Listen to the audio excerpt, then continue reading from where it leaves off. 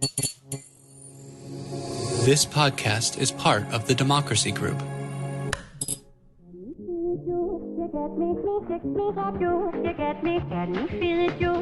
Welcome. We are talking politics and religion without killing each other. I am your host, Corey Nathan. It's an honor to be a part of the Democracy Group. The Democracy Group is a network of podcasts that examines what's broken in our democracy and how we can work together to fix it. And today we're looking at something very specific that I think you could say is kind of broken. And I think our guest might even say that as well. But we'll take a look at that. We'll be talking a lot about it. Also, before we get started, be sure to join our Patreon and write a review. We have links in the show notes to make it easy to do all of that. It really does help so we can continue having great conversations like the one we're having today with Carl Allen. Carl Allen is a researcher and analyst of sports. There he is, of sports and political data. His current research interests include inefficiencies in political betting markets and improving polling methods. And for fun, maybe if we have time, maybe we could talk a little MLB and NFL analysis. But today, we're going to talk about Carl's new book, The Polls Weren't Wrong. Carl Allen, man, thanks so much for joining me. How you doing? Hey, I'm doing great. Thanks for having me. Yeah, you bet. There's so much that I want to get to. But before we dive into the book, I was curious, how did you first become interested in political polling? That's a great question. So I would say, like a lot of people, my first experience and my first interest in political data started with 538 and Nate Silver. Okay. Back in 2008, 2012. I was still in college at the time. Wasn't great at math yet. And it was kind of funny because in 2008, I tried to build my first political forecast. And I reached this point and I said, I know what math needs to be done, but I do not know how to do it. Closed my laptop, went to play basketball, didn't think about it again for a while. And like most people, followed anxiously, but, kind of trusted the methods being used by the experts in the field. About 8 years later. Wait, let me pause you for a second there. So you said 2012, you started to do, you took a swipe at doing your first forecasts. So what pieces of information, what data were you incorporating to try to create a forecast back in 2012? Wonderful question. So like most people, when we look at poll data, we see poll data as kind of a snapshot of information. And we say, from this poll data, what do I think will happen in the election? Well, at the time, I understood somewhere in my mind that states are correlated, which is to say, just because a candidate is favored, quote, in, say, Ohio, which was a big swing state at the time. Yeah. And that they're favored in Michigan, also relatively a swing state. If one of those dominoes falls, the other one becomes much, much more likely to fall. Okay. And I knew that math needed to be done, but at the time I wasn't capable of doing it. And then what brought me to the research that I did for the book and then to where I am now was in 2016. You probably remember. Sure. There were some forecasters, Huffington Post and Sam Wong and several others, who were putting out forecasts that were saying 99%, 99.9%. Sam Wong said he called the election on October 18th or something like that. And I said, you called it? What I wouldn't call Mississippi for Trump, because you can't do that. You can put a probability on it. It can be a big number, but forecasters do not make calls. And so I got into their methodology and I said, oh my God, they're doing the thing that I knew was wrong back in 2008 before I even studied or knew how to do it. They're treating the states as independent, which is to say, well, if Hillary doesn't win Wisconsin, she can still win Michigan. If she can't win Michigan, she can still win Pennsylvania. If she doesn't, and they said, based on all of these things, it was extremely unlikely that she'd lost. Right. But because all of those events are interconnected and correlated, those dominoes could fall. And they didn't see that. I got to tell you something. I speaking of 2016, I was having a conversation with a buddy of mine the other day, and he was like, "You were so wrong about 2016." And I'm like, "No, Mhm. no, no, no. I remember exactly what I was saying about 2016 because I was following Nate Silver pretty closely at that time. Yeah. And Silver, if I remember correctly, he was, I don't know the exact number, but he was giving Trump about a 30 to 40% chance. It was somewhere in the 30s, right? And I remember saying this to my friend back then. I said, if you remember correctly, what I told you was Trump had, let's call it a 34% chance of winning. I said, Right. Ty Cobb, one of the best hitters of all time, had a 340 average. Ted Williams had a whatever 360 average. That dude has a really good chance of getting a hit. I don't like those Yeah. chances, being somebody I that don't like hated those Trump from models. the get-go. I don't Yep. like him having that much of a chance. I'd rather him be below the Mendoza line, or Correct. lower for that matter. Yeah. So it's interesting that you bring up 2016, but we're going to, because the book deals a lot with this, but we were overall, sorry, why don't you, before I get to my book questions, why don't you finish the point that you were making? Yeah. So when I started looking at the methods used by the experts in the field, the Hmm. ones who are informing the public, Sam Wong for a period of time there was kind of either neck and neck. Some people even considered him above Nate Silver because of Yeah. the methods that he used. And arguably because he did give Hillary, he said Hillary was a 99% chance, whatever, that gets people's attention. Yeah. And so they wanted to believe it. They wanted to Right. believe it, so they kind of drifted in his direction. Yeah, we just did sorry, I keep on interrupting you, but now that we're talking, I'm remembering all these things. We just did an episode called Epistemological Bubbles and Binkies. So we put ourselves consciously in these bubbles where we don't allow information that we don't want to hear. And then we give ourselves the binkies, So if we're getting information we want to hear, it's like a binky that pacifies us, epistemological bubbles and binkies. But yeah, that's what we were doing. We like that information. So that's what I'm going to go with. And you know what? Here's the thing. As someone who is acutely or at least moderately aware of human psychology, this isn't something that we should judge people for. This is a bias that we all have Yeah. that we just need to be aware of. Right. These biases have been around forever. Hmm. Humans, they favor data that tells them what they want to hear and believe. Right. And then as we get into the reliability of polling data, this creates a conflict because there is a class of researchers who believe that pollsters only act with accuracy in mind, which is to say, when they release a poll, they're making a statement about the quality of their work that they will be judged on. Well, my view, which is rather contrary to Silver and some others, is that pollsters are funded by certain outlets and they have an incentive, a financial incentive, to tell people what they want to hear, to show people what they want to see. And if that means showing Trump 49, 48 ahead when their poll actually said Harris was 49, 48 ahead, easy, no problem. We can weight that out of the data. And so we see this trend where some people are saying this poll is the best one, and then other people are saying this poll is the best one. And this is a fundamentally flawed way to look at this data, which gets a little bit into the book. Yeah. So I started reading your Substack after I started reading the book, and I saw that one of the early posts that you did was about the 2022 race. And you're pretty open about the fact that you're left of center. You have a rooting interest in it. Is that correct? So, but the pertinent question here is, by acknowledging that and what you just said, what do you do in order to avoid these traps that you're talking about, in order to produce the best objective data, even acknowledging your own biases? Yeah.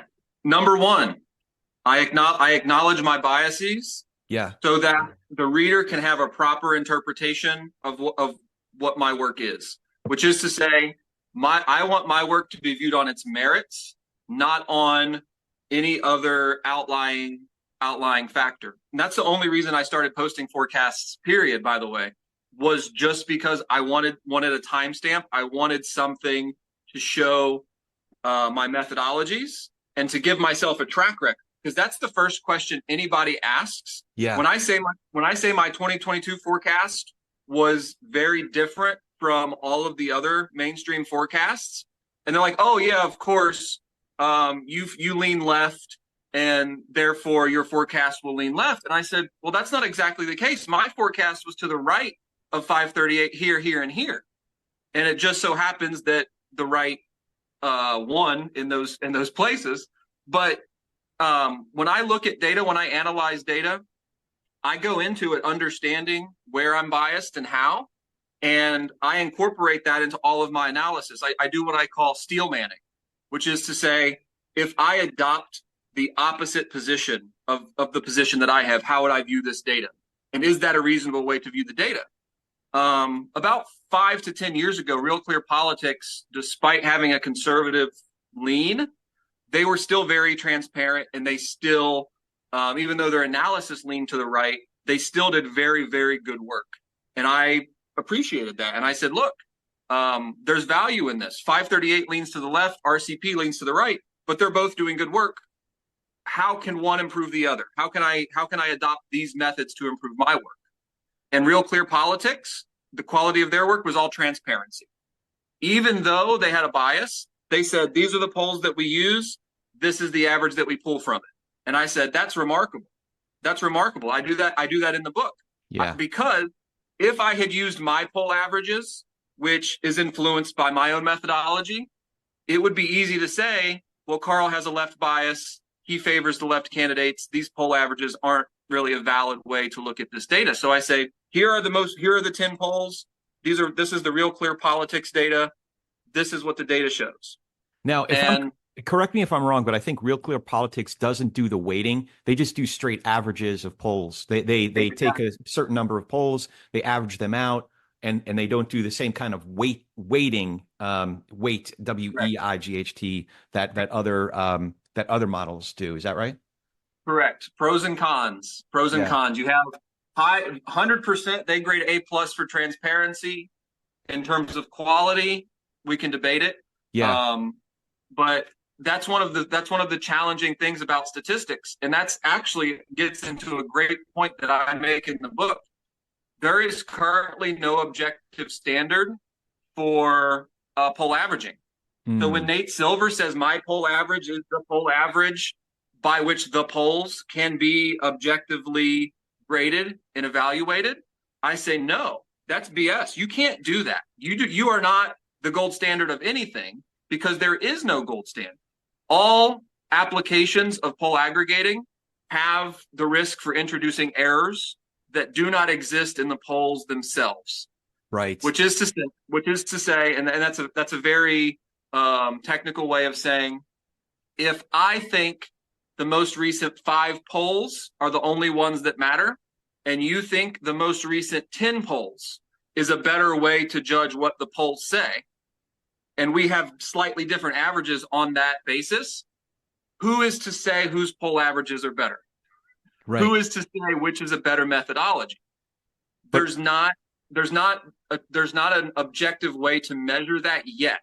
So I offer ways in the book for experts, and this gets into technical applications, but for experts to provide a standard for that, because currently it's all authority based. Currently it's all, this is the standard that we're using, and then they're dismissing other valid reasonings.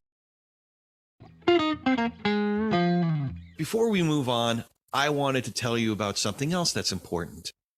Money. Specifically your money. In all seriousness, I wanted to tell you about my advisor and my friend, George Meza. George runs Meza Wealth Management. And with George, it's not just about money. It's about helping us manage our present and plan for our future. And unlike a lot of other firms out there, George and I actually have a relationship. He knows me, he knows my family, and I know his wonderful family. I also know his firm and the incredible team he's put together, from his chief investment officer to some of the other great people in his office, like Jessica, their head of operations, that are always there to help me and with all aspects of our portfolio. You see, the thing is, I got a lot going on. I guess we all got a lot going on, and I don't have the time to watch our investments all day, every day. And even if I did, I don't have the experience and expertise that George's team collectively has. So we get the entire Meza Wealth Management team, all their expertise and all their integrity. And again, it's based on George knowing me personally, knowing my goals, and even the kind of risk that's appropriate for me to take, which, by the way, could change from one season to the next. And they're on top of all of that. So if you want George Meza and Meza Wealth Management to be on your team, just visit their website, mezawealth.com. That's MEZA wealth.com, www.mezawealth.com. And that will also be in our show notes, so you can check that. And now, back to our show.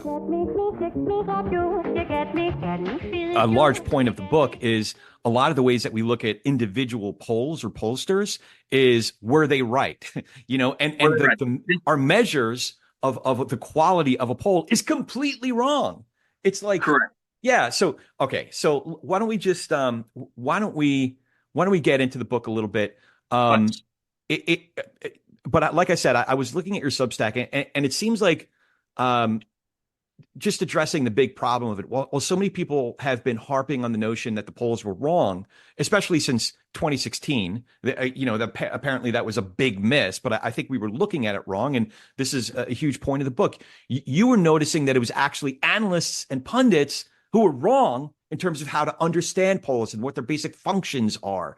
So first, do I have that about right? And if so, can you describe what that discrepancy is? You are spot on. You are absolutely spot on.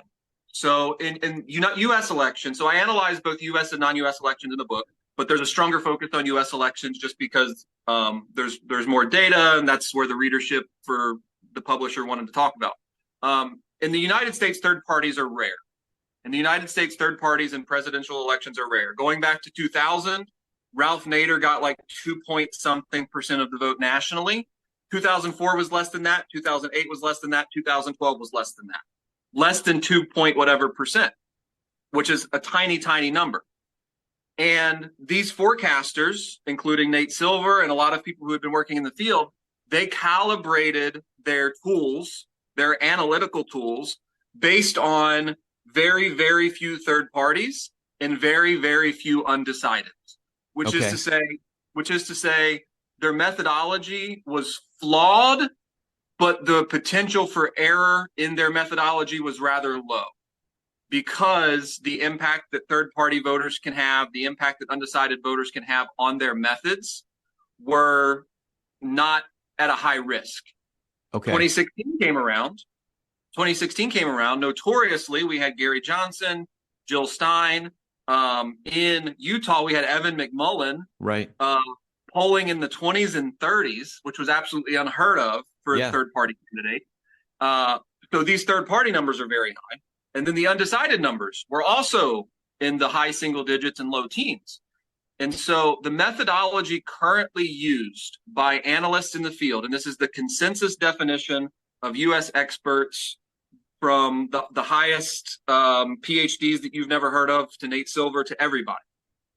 The assumption in their analysis is that undecideds will split evenly between the two major candidates, and that no one will change their mind close to the election. And their arbitrary cutoff for close to the election is 3 weeks.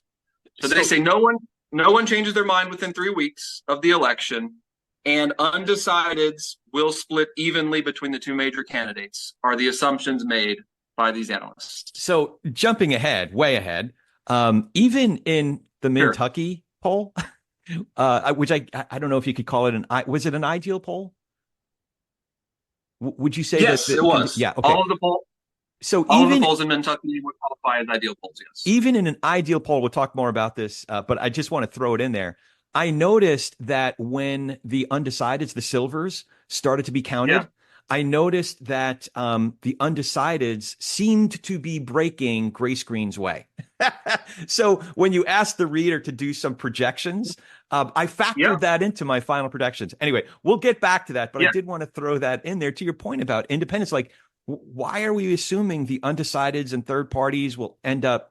It doesn't like logically, it doesn't make sense. And we're not accounting for this. So we're not accounting for it. That's the number one thing that makes me call the field unscientific. Yeah. The polls themselves most of the pollsters adhere to some pretty strong scientific standards. But the people who analyze polls for accuracy have adopted this set of rules that are largely unscientific, which is a problem. But then, even when presented with data that says, hey, some people changed their mind. Hey, undecideds didn't split 50-50. They don't fix their analysis. They tell the public, no, the polls were wrong. And that is deeply troubling to me as someone who values good science. So this is beginning to occur to me the deeper into the book that I got now that we're talking. I've been thinking this about the polls this year, that it seems that in terms of quantitative analysis, that's basically all that the polls are doing. But the forecasts, the projections are trying to account for qualitative information, and they either are just rejecting it altogether, not paying attention to. So, for example, I'm seeing the polls in Pennsylvania are reflecting a very, very close race. Again, we'll talk about ideal polls and what they're supposed to measure versus how we're looking at them in a second. But one of the things I'm noticing is when pundits are making their own projections on our favorite shows, they are taking into account the latest poll out of Pennsylvania, especially if it's one, Harris this is going to drive you crazy. Harris is up by 3, right? But even with that, and ignoring the fact that up by 3 means she's polling at about 48% to Trump's 45%, and that's missing a lot of what we're just right now, what we're talking about, independents, undecideds. It's also not accounting for the qualitative information that can be quantitatively assessed, like boots on the ground, organization, voter registration, money, so many other things that we can think of as qualitative, or in the stock market, we think of fundamental versus technical analysis. So am I onto something? It's a working theory that I'm trying to flesh out. So do you feel like I'm onto something here? You're absolutely onto something. And it gets into a couple points that I make in the book. I try to limit the book to things that I know. My Substack, my forecast, what I think will happen, that's what I think I know. In the book, I talk about what I know. And when Nate Silver stakes out this position, or any analyst, any pundit, when they stake out a position of this candidate is definitely favored, this candidate is definitely ahead right now, they are presenting themselves as some sort of authority, and that their data is better than can possibly be had, if that makes sense. Yeah. That they're assigning an undue level of confidence to their analysis, is what I would say. Narcissistic analysts, go figure. Yeah, who could imagine? But to your point about the technical analysis, every forecaster must make assumptions. Mm-hmm. The difference between a poll and a forecast is much wider than people believe or maybe understand, and that's okay.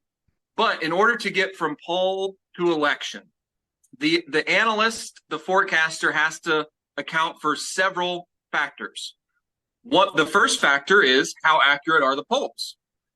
Any decent forecaster would say, okay, my poll average says this, but I understand that there's a margin of error in that right off the bat. Right off the bat, we have this margin of error in the poll average.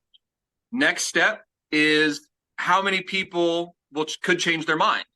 And in our minds, as Americans especially, we say, okay, there's no way that somebody that said they're going to vote for Trump would vote for Harris, and vice versa. But Corey, this happens way more often than people can believe. Way more often than people can believe. Now, we're only talking single-digit percentages, single-digit percentages here. But think about the margins in our most recent swing state elections. Yeah. That these people who say in a poll 2 weeks before the election, I'm voting for Trump, end up voting for Harris. Yeah. And vice versa. This has happened. This will happen. We have data to support it. And even though it's very hard for us to understand, analysts have to account for that. So I have to admit that I'm one of those guys. I remember in 2016, there was a phrase being bandied about, the shy Trump voter, right? And my immediate reaction to that was, have you ever met a Trump voter? not shy. So I immediately Not so rejected the shy. possibility that somebody would answer a poll one way and then end up voting another way for And whatever reason. I bring up the shy Trump voter in the book. I bring up what is a shy Tory voter, which are the Conservative Party in the UK. Right. And I call it the lazy analyst effect, which is to say the assumption, and it all goes back to this fundamental unscientific assumption that undecideds should split evenly. Yeah. They use it in the US, they use it in the UK. And they noticed that conservatives, Trump in the US, conservatives in the UK, were outperforming their poll numbers. And they said, oh, these conservatives must be shy. They must be afraid to tell pollsters that they are planning to support that party. To which I said, as an analyst who understands that covariance, that those dominoes that fall together, I said, isn't it possible, and hear me out here, this is a crazy idea, isn't it possible that these people have traditionally voted conservative, they personally lean conservative, but because Trump was not an ideal conservative candidate for a lot of people, because the Tories in the UK were running a non-ideal conservative candidate, these people who leaned conservative were like, I'm undecided. But then when it came time to check a name on the ballot, they could not bring themselves to vote for Hillary. They could not bring themselves to vote for the Liberal candidate or the Labour candidate in the UK.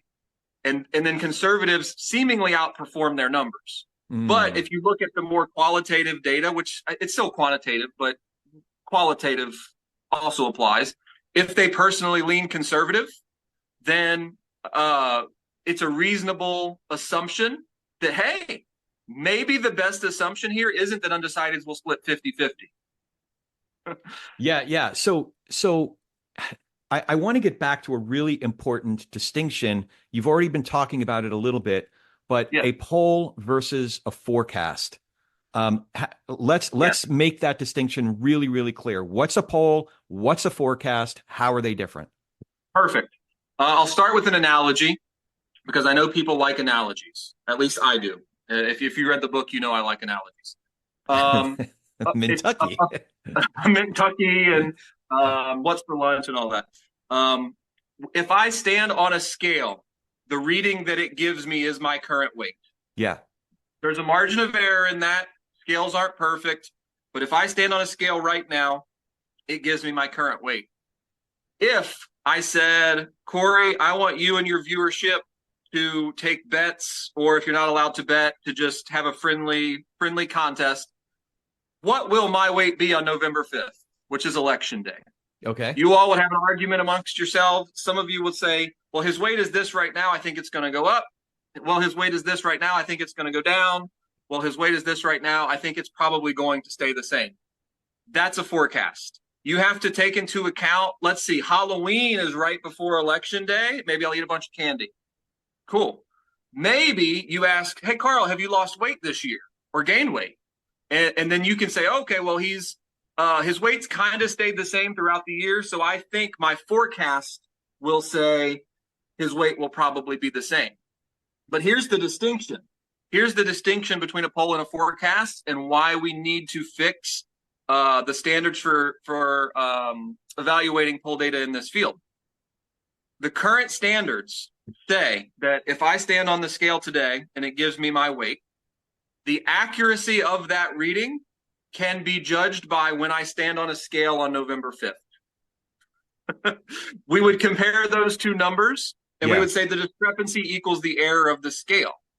And that doesn't make sense because as reasonable people, we understand there are lots of factors that could change my weight between now and tomorrow, now and next month, now and November 5th. And when we understand that, those are in science, those are called confounding variables. When we understand that they exist, we must account for them. We must account for them. So my diet, my exercise, my workout plans, my diet, whether or not I'm going to eat a bunch of candy on Halloween, whether I'm going to be doing a bunch of podcasts and sitting around and not exercising as much as I should, which is the case. I don't want to give it away, but but that these are all factors that a good forecaster would account for. A good pollster just says, I have this really good scale. Will you stand on it for me? Right. And writes down the number. And that is the poll, that is the observation. So in political data, the forecaster has to account for the possibility that the polls themselves are somewhat inaccurate, Yeah. which is a possibility. But then the forecaster must also account for how people might change their minds and how undecideds will decide. And Right. from that, we can model a range of possible outcomes and put out a probability. But the idea that the polls themselves are predictions of the election outcome, which is, again, the current consensus within the field, is fundamentally, provably incorrect. And yet, for some reason that I cannot wrap my mind around, either has not been allowed to be questioned or no one has thought to question it. And I'm not sure which one is more disturbing. Yeah. It's funny because a lot of folks seem to want to get black and white categorical answers, and are uncomfortable with uncertainty, complexities, allowing for a lot of different factors. Whereas we can look at it from like the stock market perspective, stock analysts, or we can look at it. I started out as a stockbroker back in the day. I also became a poker player about 10, 15 years ago. So the answer to basically any poker question is it depends. So it depends. Yeah, you're sitting on pocket aces, you hit your set on the flop, but there's, three hearts out there. What do you do? Yep. The answer is Exactly. it depends. Exactly. All you can give is a probability. Yeah. Even if you know with 100% certainty what cards you have. Right. Even if you know with 100% certainty what other cards the other guy has. You say, I can say I have an 80% chance of winning this. I'll put all my money in the middle. Right. You're way ahead, but that Right. doesn't mean you will win. That doesn't It's all mean you'll win. probability. Yeah. Exactly. Yeah. And Trump hit his gut shot straight in 2016, and everybody's just assuming he'll hit every gut shot straight from here on out. Correct. So before we get further into some of the illustrations that you provide in the book, I was hoping that you could give us a 2-minute lesson or more, if you like, on some of the basic terms associated with polling. Like, what do we call the total population of who we're trying to get information about? What do we call the group of people that are actually being polled? What's margin of error? Not to get too deep into the weeds, but I just want to create a little bit of a vocabulary for what we're talking about. Perfect. The most important word not the most important word, but the most important concept that we have to understand when we talk about political data, when we use the word population, we're not talking about the entire country, the entire world. Yeah. A population in a poll is just the people you want to know something about. And the illustration that I use in the book, or the example that I use in the book, are teachers in an elementary school. Teachers in an elementary school, you can count them. It's a very countable number. In my case, I think it was 91. Right. But the number of teachers is the population. So if I want to take a poll of that population, I can do it. In political applications, the population that we want to know something about is too large to count, which is to say, we can't possibly speak to all 500,000 registered voters in Springfield, Ohio. A smaller state. Springfield, Ohio. It might only be 50 in Springfield. Okay. But yeah, you're right on. You're right on. Whether it's 50,000 or 500,000 or 5 million, or in California's case, 50 million, we can't possibly talk to all of those people.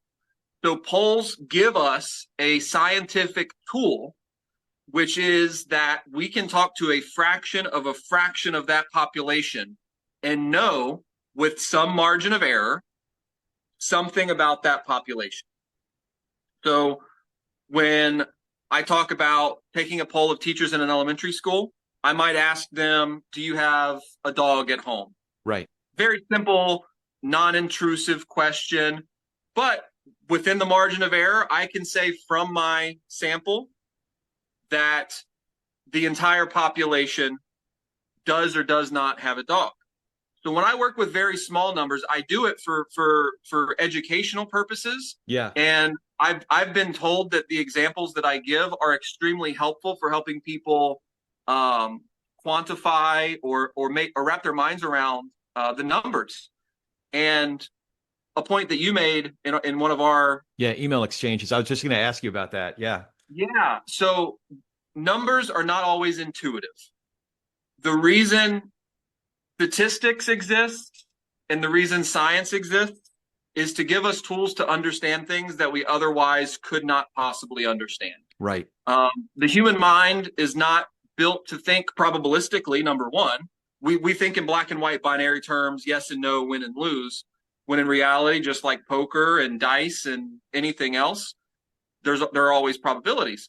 But even harder than that, when we start dealing with numbers like millions and billions, our mind just does not work to that end. It just doesn't comprehend those numbers.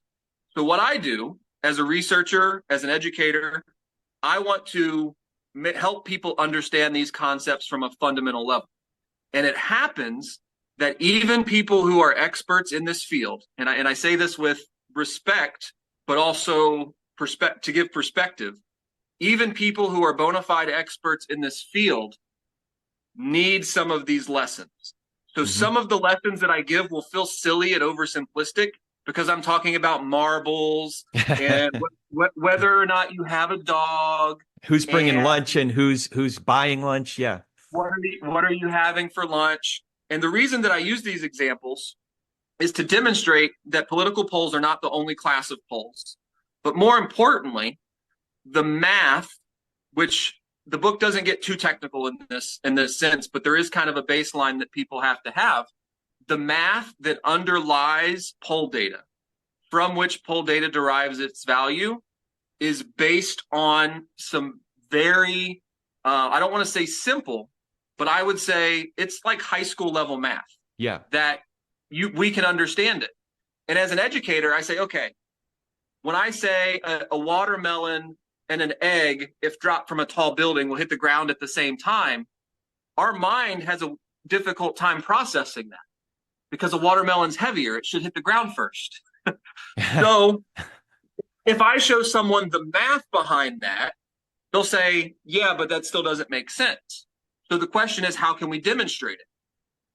Drop an egg and a watermelon off a tall building and, well, I'll be damned, they hit the ground at the same time. Right. So my goal in the book, and when I talk to college students, when I talk to high school students, when I talk to adults who want to understand polls better, I always start at the fundamentals. I always start at the basics that you need to know. If I take a random sample of 86 people out of a population of 100, so I have a population of 100, imagine it's a college class in this case. If I have a random sample of 100 and I ask 86 of them some question, let's say, do you have a dog at home? Right. Margin of error in that case is plus or minus 4%. Right. Very unimpressive for such a narrow gap between random sample and population. But what we can do, because 100 is a very countable number, we can test it. We can test it repeatedly. Take a census, basically. Take a census. Take a census, absolutely. Yeah. So when I took a poll, this is actually a very recent one that I did with a college class. I have the numbers here in front of me. I asked a random sample of them, do you have a dog at home? 44% said yes. 56% said no. Prior to taking that poll, I asked everyone to just guess. No poll, no data. I said, what percentage of your classmates do you think have a dog at home? Almost no one said anything close to 40%. There were several 20s, there were several 50s and above. But after I took the poll, I said, guys, these are the numbers. What do you think the true value is? Then we took a census, and it was within 1%, as it was within the margin of error, as it should be. Right. And so what that means is if I had asked the entire class that same exact question, it would be within the margin of error. And when we deal with numbers like 86 and 100, it's very easy to test. It's very easy to demonstrate. You can scale it up. 250 sample to a population of 500, 400 person sample to a population of 1,000, And here's where things get absolutely bonkers when we deal with our mind's ability to understand these things. 600 people to a population of 1 billion provides the same margin of error. So, and so I say, yeah, so that's the part that I wasn't immediately understanding, but yeah, then I went to the original sample of 100 and needing 86, I think it was, to get that 4% margin of error. And that's yep, because there was a lack of I don't even know if I'm thinking in the right terms, but a lack of yep, randomization. yeah, There's something about that that leaves very not nearly as much room for error. Anyway, help me understand it. Why yeah, is it that I think the numbers you provided were 274 out of a population of 500 gets you to 4% yep, margin of error. yep, 485 out of 2,500 gets you to yep, 4%, and then up from there. So 600 is this magical number that gets yeah, you 4% margin of error. yep. So If you how does can, that work? the relationship, mathematically, the relationship between the sample size and the margin of error is a square root relationship, so it's exponential. Okay. It's exponential. So when you're dealing with very small populations, there is a chance that I'll use the smaller example, 86 out of the population of 100. When I take a random sample of 86 people, there is a greater chance that those 14 people are not those 14 people that I didn't ask the question. There's a greater chance that those people skew the numbers, or I should say, not a greater chance. There is an equal chance that those 14 people who I didn't ask the question skew the numbers outside the margin of error for the population. There's an equal chance of that to the population of 1 billion who I didn't ask the question, skewing a random sample of 600 outside the margin of error. And these are the impossible to wrap our mind around mathematical concepts. And Well, in the book I say these are demonstrably true. Just like I can show you the math for an egg and a watermelon will hit the ground at the same time. Most people see the math and they say that doesn't mean anything to me. When they see the square root of n in the denominator for the margin of error formula, they say that doesn't mean anything to me. So I say, okay, let's do a real life example of how this would work. And so I use very small population sizes to demonstrate what the margin of error means. Because to most people, the margin of error is just a formula. It is an abstract concept, but that's not accurate. The margin of error is both testable and provable in a mathematical sense. So instead of dealing with these enormous populations like polls deal with, I introduce more manageable numbers to show the reader and to show students, anyone who's interested in learning this, that the way a random sample of 86 applies to 100 is the same that a random sample of 600 applies to 1 million or 1 billion. Yeah. And after we can wrap our mind around that difficult or almost impossible to understand scientific fact, that allows us to start analyzing poll data with a little bit better perspective. And not just that, but also in my case, it helps me demonstrate that the current analysis, the current methods that are being used to evaluate poll accuracy are not valid, because I can very easily test, this was my sample, this was my population for 100 students or 100 teachers in a school. Very, very easy to show.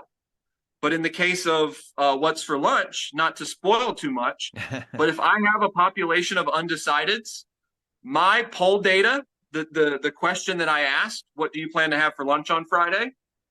The margin of error also applies to undecideds.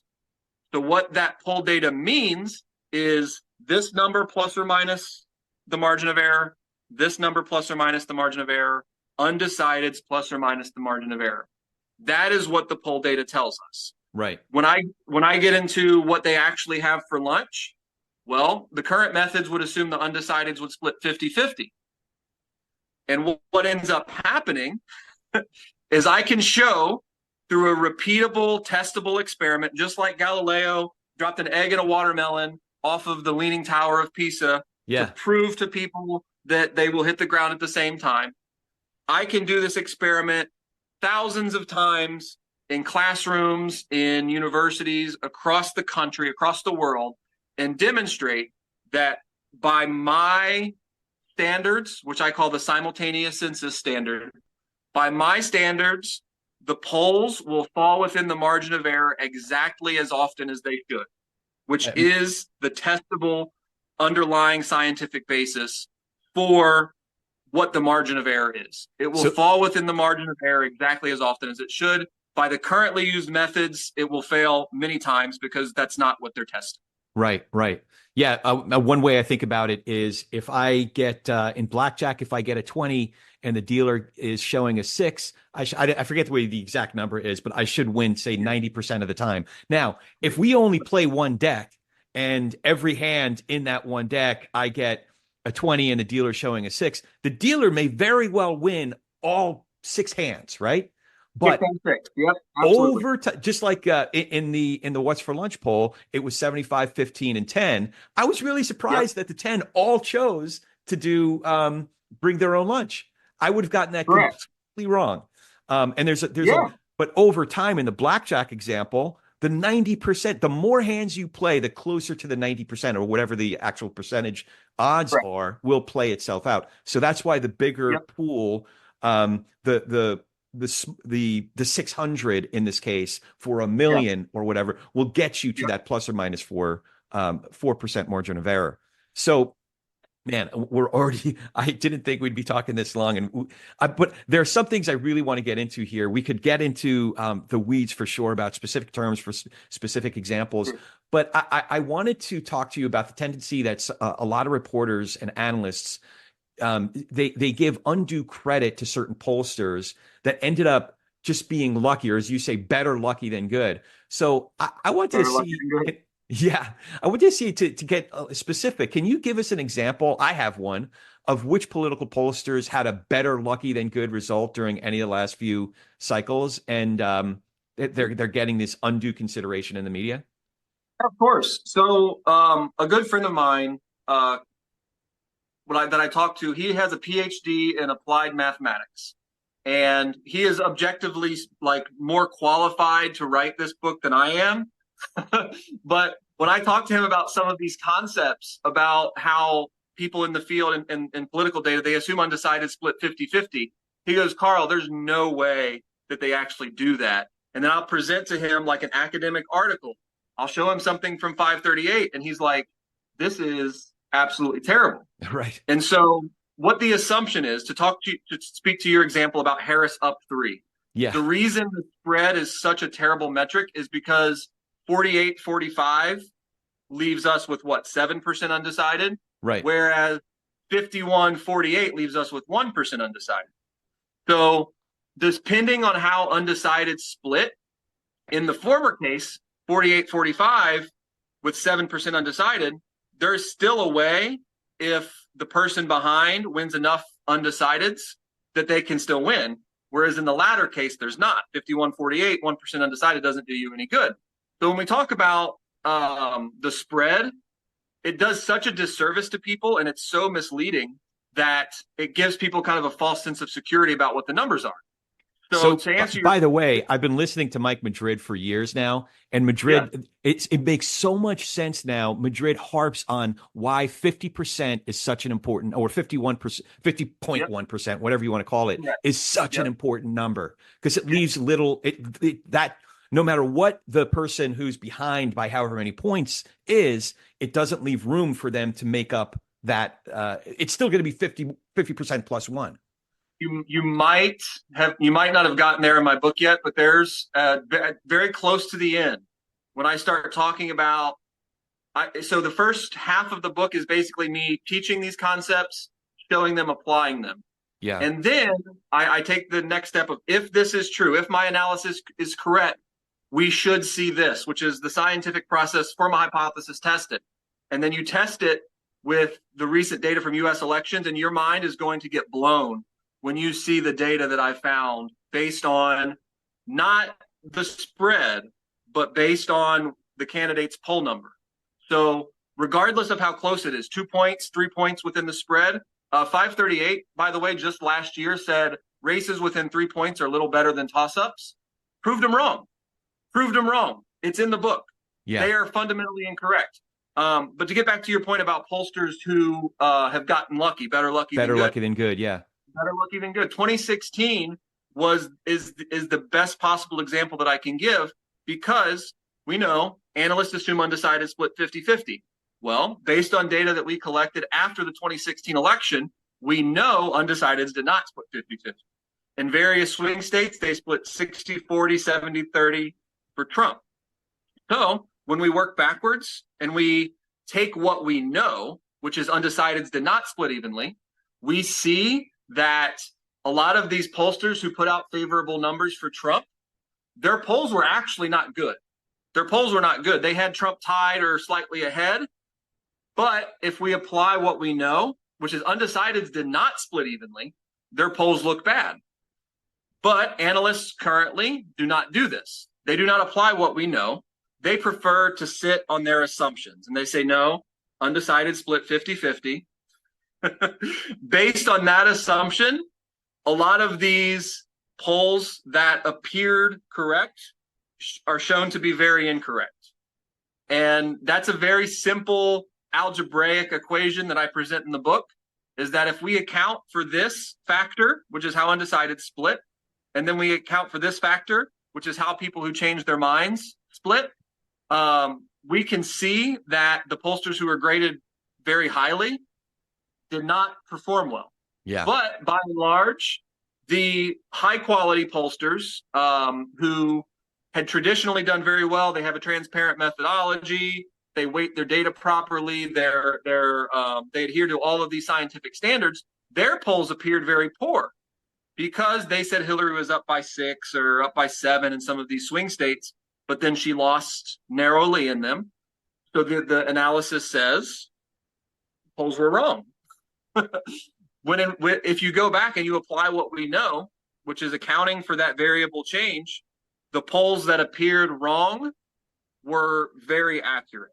Right. And that's what I show in indisputable terms in the book. And as someone who, again, values science, I almost dare other analysts in the field to contest what my findings are. Because what you said, your podcast, it says to do this without killing each other. Yeah. Science should be a competitive field. We should argue, we should yell, we should compete.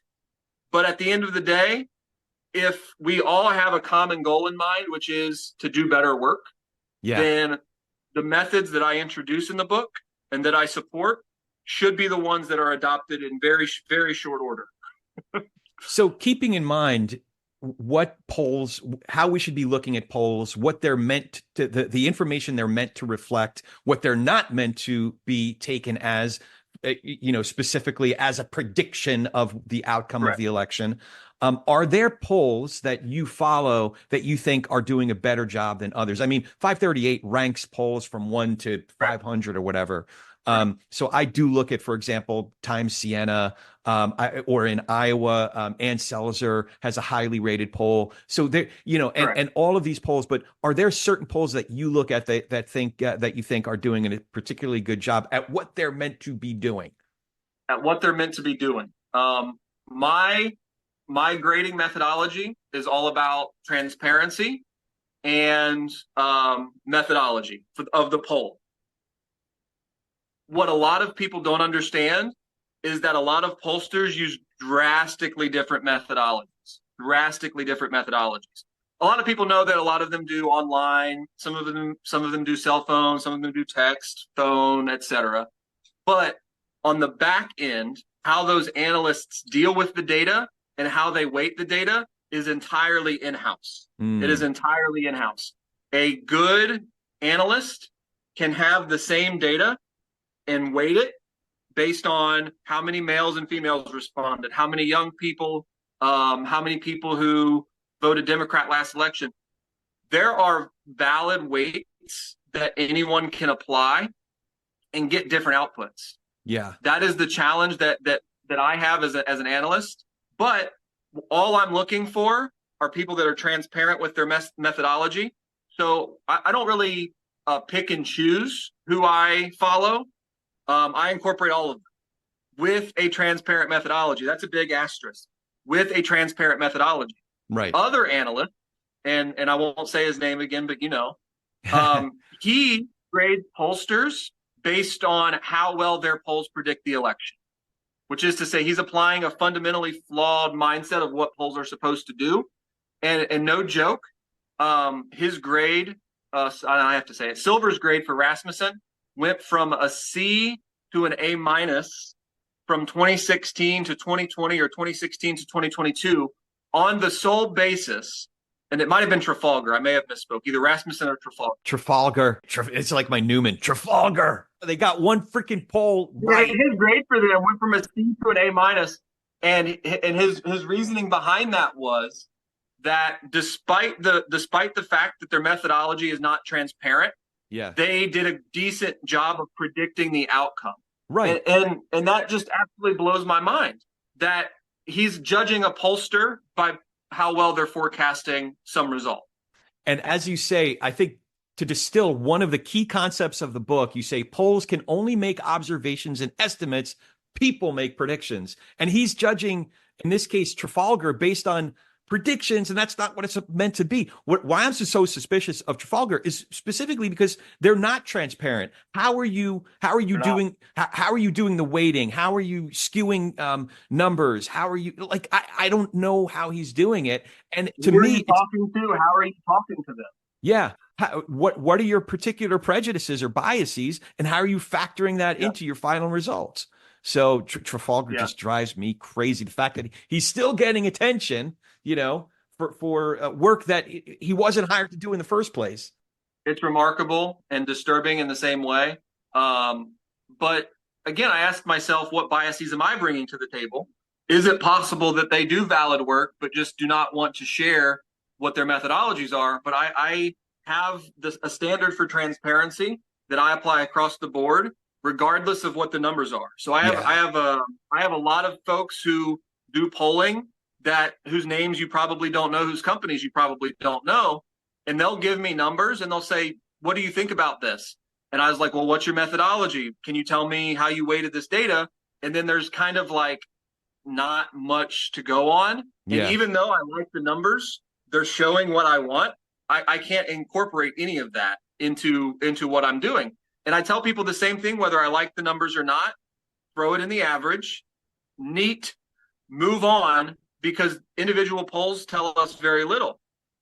This happened recently. I want to say a week or two ago, there was a round of relatively bad polling for Kamala Harris.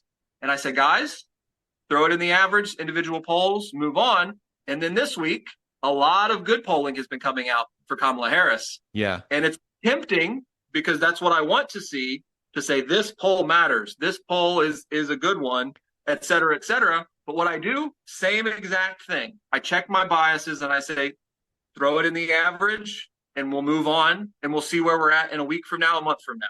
So that's why it seems like you're hesitant to say you like Monmouth, you like Siena, you like Morning Consult, because for your purposes, it's data. You throw it in the average. We didn't get into nearly as much as I wanted to, so I may very well have to have you back. For listeners, as you well know, I do a lot of research. This time, because I was so ensconced in the book and it took me a lot longer to work through a lot of the equations and the illustrations, I'm only about two-thirds of the way into the book. So I might have to have Carl back because we haven't even talked about sports, let alone the rest of the book. But I'd be remiss if I didn't ask you about 2024. How are you seeing the president? Let's start just at the top of the ticket. How are you seeing the presidential race shape up so far? Yeah. So again, my analysis incorporates both what I see and what I assume will be true later. Mm-hmm. Any analyst and any forecaster that tells you they're not making assumptions and this is just what the data says is lying to you. And I lead with that. Because every analyst must make assumptions. Nate Silver assumes undecideds will split 50-50 as his default assumption. That is not always the best assumption that we can make as analysts. My forecast for several states in 2022 incorporated that idea that undecideds probably favored some Democrats in those Yeah. elections. That assumption proved to be useful for what ended up happening. Yeah, In you were, 2024, and for listeners should know that your forecast was pretty spot on. I think the only one that you gave, I think it was about a 60% chance of winning, yep, was the Republican in Nevada. yep, So, but again, we have to look at these things accurately. He wasn't saying the Republican Senate candidate is going to win. He said about, right. I forget what the exact number was, but it was a pretty close race with a 60% chance favoring the Republican. That's the only Yep, one where it was north of 50 for the Republican that ended up going in the correct, Democrats' favor. But man, correct. those projections were pretty spot on. Yeah, I think my mean forecast or my median forecast that year in 2022 was that Democrats would hold 50 seats, and very close was 51. My forecast was well to the left of most other forecasters. I think 538 was either at 51, 52 for Republicans. Yeah. So I wasn't seeing what they were seeing. And Nate Silver's methodology has not caught up, in my opinion, to this flooding aspect of Republicans flooding the average. He is still giving undue weight to pollsters who may not be acting with accuracy in mind. Yeah. Patriot Polling, Trafalgar, Rasmussen, he's still giving them kind of undue credit in his averages. And in Pennsylvania, he had Oz as a medium favorite. I had Fetterman as a medium favorite. And I think my forecast was probably better in that sense.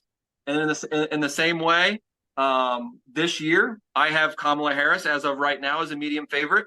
He has Donald Trump as a medium favorite. I'm not seeing any justification. So when I say a Senate candidate is 60% to win, I understand that my forecast might not be perfect. If somebody else says 50%, somebody else says 70%, we can quibble, but there's not much to argue about there. But when I say 65%, 70%, and then Nate Silver says, no, it's 30 or 35, there's a gap there. There is some way that we can kind of evaluate this. And what I'm seeing is that Democrats among undecideds are getting a lot of leans. They're getting a lot of support. And to your point, Trump is still hitting his 47, 48, 40, and very rarely 49% in these swing states in the polls. Kamala Harris is consistently getting 48, 49, 50. Yeah. So her average is a little bit higher, but her ceiling is also a little bit higher. Right. And for me, I incorporate all of that data, and I also account for the possibility that the undecideds won't split evenly, which leads me to believe that Harris is a medium favorite as of right now. Medium favorite is not a lock. Medium favorite is not a call. It's not even close to it. But if I had to choose which side I would rather put money on right now, it's an easy choice for me. Not to say I'll be right. That's not to say Trump won't hit his flush draw, so to speak, Yeah. to use the poker analogy. But if I had to pick a side, I don't see any data right now. That doesn't mean it can't change in 2 months or a month and a half. But I don't see any data right now that would suggest that Harris is not a favorite. So if I'm not a betting man, I'm a measured risk taker. And every once in a while, I see that to use your terminology, the betting markets haven't caught up with certain realities that I'm seeing on the ground. Yes. So are there certain states where the betting markets or analysts are seeing slam dunks where you're saying, now, wait a second, I might be getting really good money on, I'll give you mine. I might be getting really good money on North Carolina, for example. I don't think North Carolina is getting near. Now, I'm not saying Kamala Harris is going to win North Carolina, but it seems to me that not as many folks are giving her as much of a chance. So I might be getting 3-1 odds on that bet when the reality is it's more like a 50-50. I like those odds. Correct. Yes, exactly. It's all about calculated risk. Yeah. One of the challenges, and I've done a lot of research in political betting markets, betting on political events is legal in most other countries, Western Europe. I think most of South America and Australia also legal. And so I have a lot of experience analyzing the prediction markets and the election results. And to not my surprise, but maybe to the surprise of people who assign undue confidence to these markets, the market is a way for people to be entertained and to gamble. And there are some people in there who can make money. Yeah. There are some angles that you can take and some edges that you can take. But as of right now, my biggest concern for staking out a position this early is the time value of money. So when I take a position in June or July, I'm basically letting my money not do anything for me until November, in which I have to account for not just my potential return, but also the lost returns that I would have gotten if I had been able to use that money elsewhere. I learned the hard way in 2020, not to get into too many financial details, but the wagers that I made early, because of the prices of cryptocurrency going up in that time frame, I won about 90% of my bets and barely made money. Oh, wow.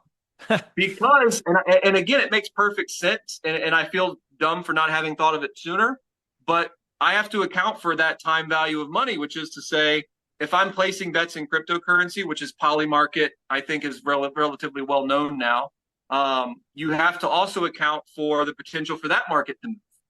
And to let that much money sit, I could win the bet and lose money. Right. I actually did the math for a friend. I did the math for a friend. Well, I call him a friend. He is one of the people who challenged my analysis. I thought, and again, to be perfectly transparent, I thought Joe Biden was a better than not chance to be the nominee this year. Back in January, I said there's a better than 50-50 chance, there's a better than 60-40 chance that Joe Biden is the nominee. And my competitor said, well, then you should bet it. Didn't bet it. And I said, why would I bet something in January that I could also bet in June and get better money? And what ended up happening is the price of cryptocurrency went up. So even if I had won the bet, I would have lost money. Right, because there are better uses of your funds. Yeah. Better uses of the funds. Better uses of the funds. So looking at prediction markets and things like that is very, very interesting. But the market is so immature that most of the people who are in it skew or they lean a certain way. And there is a risk reward that you can take in that. North Carolina is a great example. That I do think we're talking the difference between 55-45 and 45-55. Yeah. But if I had to pick a side, I would say Harris has a better than 50-50 chance of winning there. And depending on what odds you can get, depending on how long you have to let your money sit to possibly get that payout, absolutely.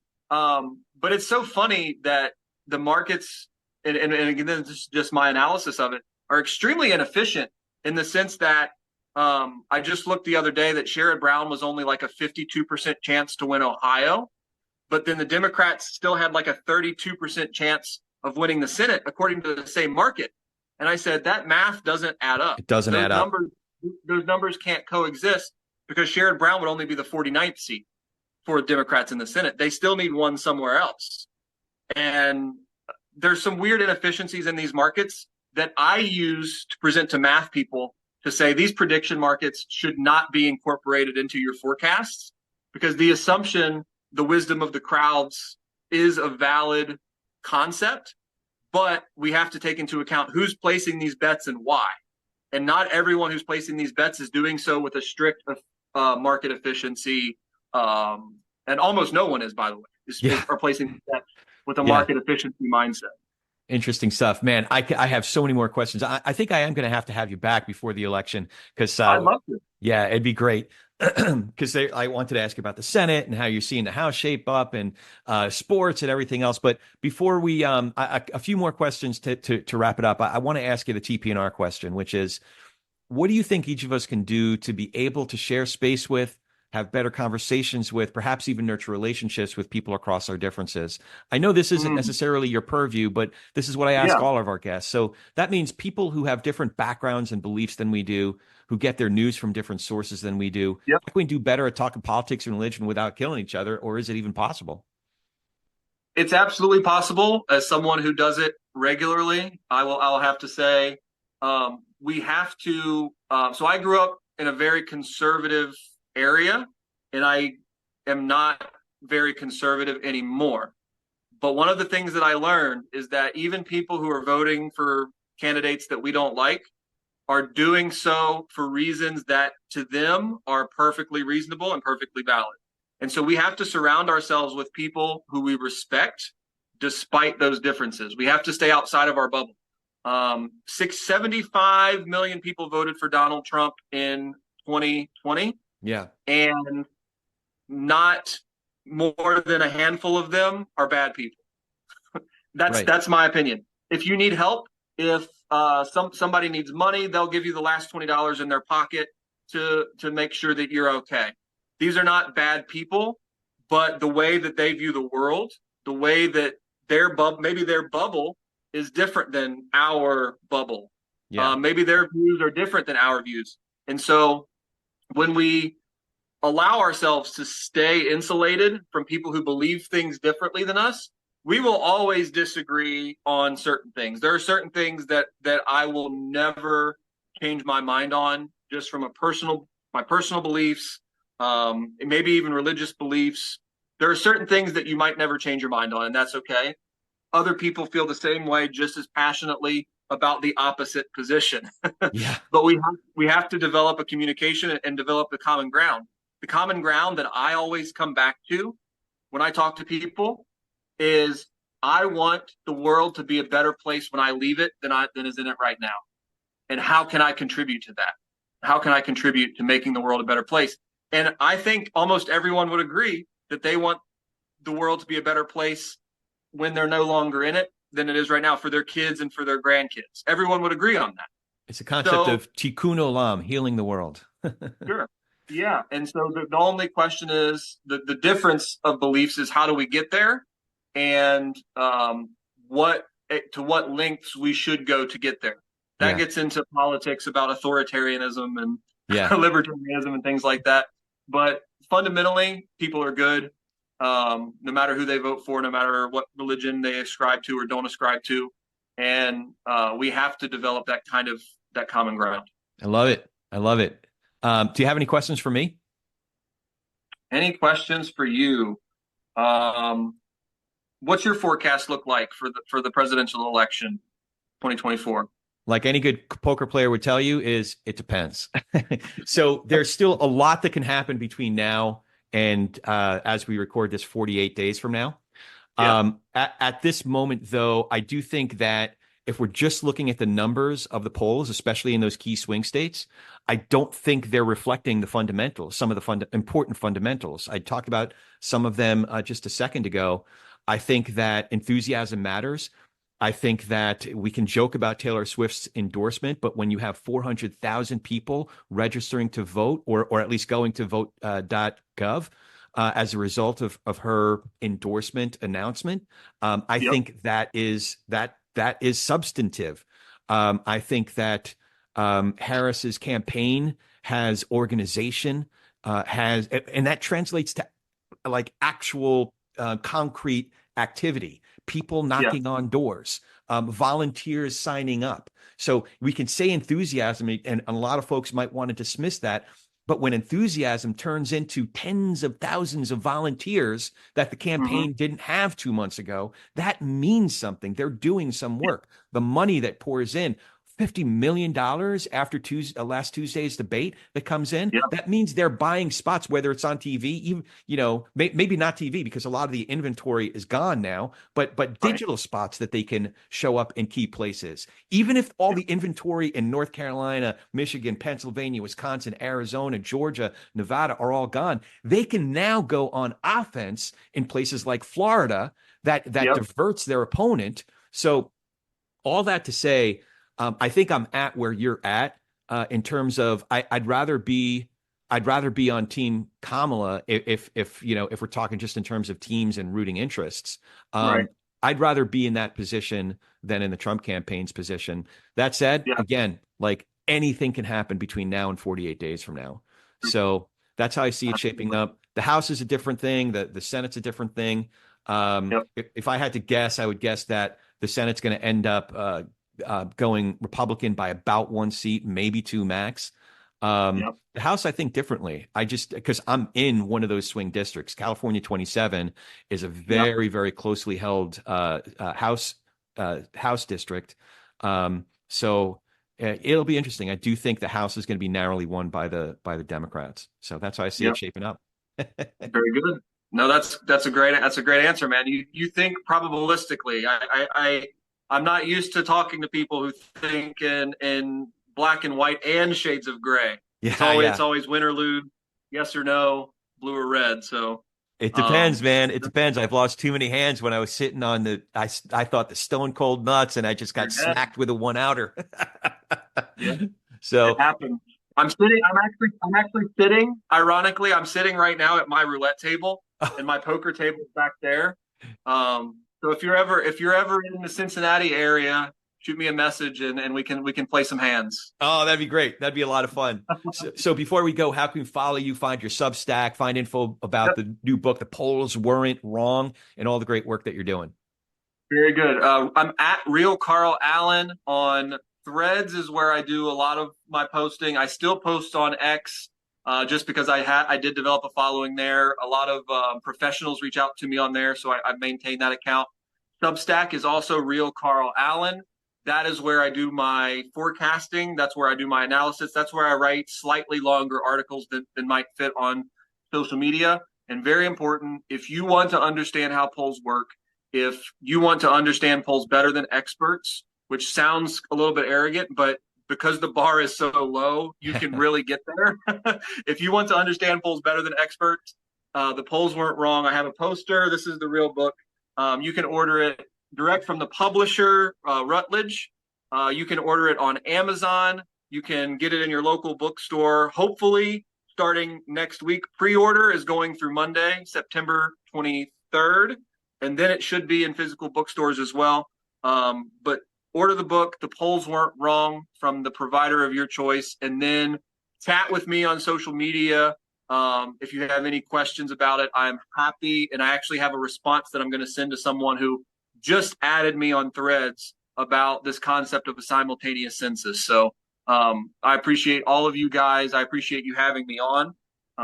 The book was a work of labor and pain, but ultimately what I want to do is help educate people and give people the tools they need to not be misinformed when it comes to election season. Be sure to thank your volunteers for the Kentucky election, which we didn't even get to. That's why I definitely have to have you back, Carl. Yeah, we'll chat.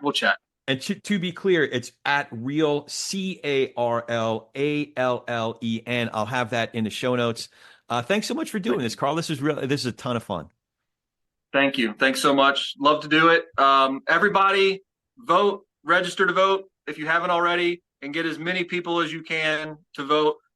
I analyze the polls, but when it comes time to vote, the only thing that matters is we have to get numbers. We have to go vote. Go vote. Go vote. And as always, if you dig what we're doing here, remember to follow this show as well. Write that review. Like I was saying before, the links are in the show notes. You can join the conversation on Patreon. It's patreon.com/politicsandreligion. Check it out. Subscribe. Get some swag. Get the coffee mug. Get the tote. Really excited about all of it. Now go talk some politics and religion with gentleness and respect, and have a great week.